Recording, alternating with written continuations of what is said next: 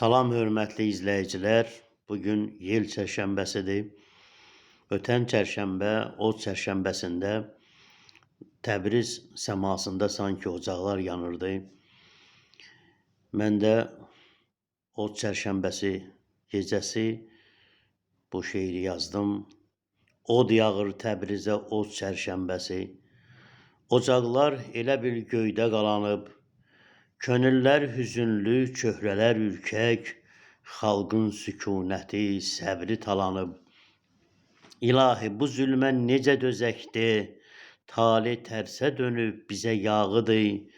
İşdə zalimlara boy göstərirkən, düşmən fürsət tapıb qəfil şığıdır. Üz-üzə, göz-gözə gəlsək nə var ki, biz də işimizi bir yol bilərdik. Şeytan sifətlilər hərgah bilirlər, onları həyatdan əlbət silərdik.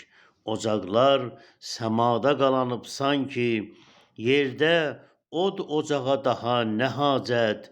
Bu od çərşənbəsi Təbriz elində baş verir tarixi ağır cinayət. İnşallah Təbriz qalib gələcək.